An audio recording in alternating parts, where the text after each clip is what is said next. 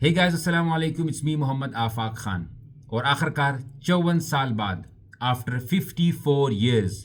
Bashar al Assad کی حکومت کا مکمل طور پر سیریا سے خاتمہ ہو چکا ہے اور وہاں پر HTS حیات تحریر الشام کا مکمل کنٹرول آ چکا ہے. اب تک نہیں پتا کہ وہ کہاں فرار ہوا ہے، لیکن کچھ ذرائع کے مطابق جو آخری جہاز جو سیریا سے اڑا تھا، کہا یہ جا رہا ہے کہ وہ شاید UAE میں لینڈ ہوا تھا. یاد رہے کہ جیسے ہی مکمل کنٹرول حاصل کیا HTS نے تو 3-4 احکام تھے جو جاری کیے گئے، جس میں پہلا یہ حکم تھا کہ مکمل طور پر پابندی ہے کہ کہیں پر بھی کوئی فائرنگ نہیں کی جائے تاکہ سیویلینز یا باقی لوگوں کی جانوں کو خطرہ نہ ہو اور وہ اس سے پینک نہ ہو، پریشانی نہ ہو. ایک اور بات یہ کہی گئی کہ کسی کو بھی یہ اجازت نہیں ہے کہ وہ پبلک انسٹیٹیوشنز یا کسی بھی حکومتی اداروں میں داخل ہوں، کیونکہ اب تک یہ جو حکومتی ادارے ہیں، یہ جو وزیر اعظم ہے جس کو HTS نے مکمل طور پر سیکیورٹی کے ساتھ وہاں سے نکالا اور ایک ہوٹل لے گئے، اور یہ کہا گیا ہے کہ جب تک مکمل طور پر آفیشیلی سب کچھ ہینڈ اوور نہیں کیا جاتا، کسی کو یہ حق حاصل نہیں کہ وہ کسی بھی ادارے میں داخل ہو. ساتھ میں یہ کہا گیا ہے کہ کسی کو یہ حق حاصل نہیں کہ کسی کی بھی پرائیویٹ پراپرٹی کو کسی بھی جو ہے وہ فارم کا نقصان پہنچایا جائے.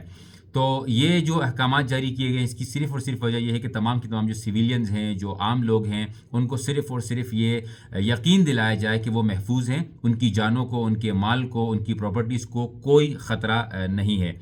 دوبارہ سے بتانا چلوں کہ آخری جو فلائٹ ٹیک آف ہوئی تھی دمشق سے، ایئر کرافٹ 76 سیرین ایئر 9218 جس کو کہا جا رہا ہے، کہ وہ جب وہاں سے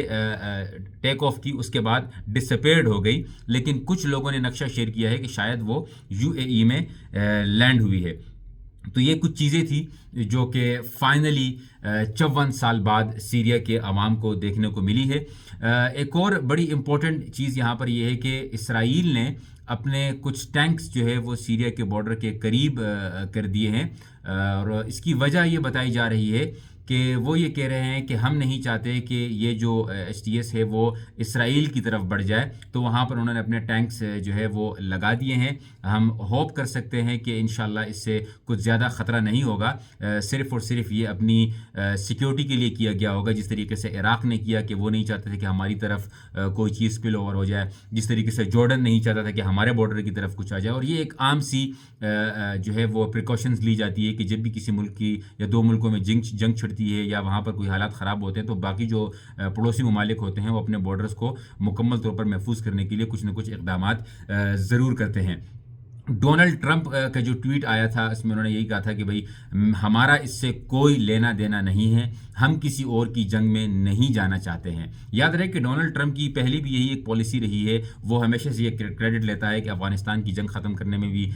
میرا ہی کمال ہے، باقی جو حکومتیں تھیں وہ یہ جنگ ختم نہیں کر سکی. اور اس وقت وہ یہی چاہتا ہے کہ ظاہر سی بات ہے اس میں اس کا ایک فائدہ یہ ہے کہ روس کی آپس میں اور امریکہ کی نہیں بنتی ہے، تو امریکہ نہیں چاہتا کہ وہ اس میں ویسے ہی انوالو ہو. وہ ان کا یہ کہنا تھا، ایون ترکی کے بھی یہی کہنا تھا کہ ہم بھی نہیں چاہتے کہ ہم کسی طریقے سے سیریا میں انوالومنٹ کریں. البتہ ہم بس صرف یہی چاہتے ہیں کہ جو سیریا کی عوام ہے وہی ڈیسائیڈ کرے کہ ان پر حکومت کون کرے گا اور ان کو آگے کون لے کر جائے گا. تو یہ کچھ باتیں تھیں جو میں نے سوچا آپ کے ساتھ فائنلی شیئر کر دوں. اور ہم یہ امید کر سکتے ہیں، دعا کر سکتے ہیں کہ اللہ تعالیٰ سے یہی دعا ہے کہ جہاں جہاں پر مسلمان مظلوم ظلم کا شکار ہیں ان کو آزادی ہو، وہ آزادی سے اپنی زندگی گزار سکیں اور اسلام کا جو ہے وہ غلبہ ہو. سو یہ ایک چھوٹی سی اپڈیٹ تھی. اب آگے ایکچوئل جو پروگرام ہونا ہے، ایکچوئل جو سٹیٹمنٹس آنی ہیں وہ ابھی باقی ہیں. کہا یہ جا رہا ہے کہ متوقع یہ ہے کہ کچھ ہی وقت بعد جو HTS کے سربراہ جولانی ہیں وہ مختلف TV چینلز پر اپیئر ہوں گے، اور باقاعدہ سیریا کی جو آفیشیل TV چینلز ہیں وہاں سے بھی اپیئر ہو کر انشاءاللہ سے عوام سے خطاب کریں گے. So let's hope for the best. جزاکم اللہ خیرن. السلام علیکم ورحمۃ اللہ.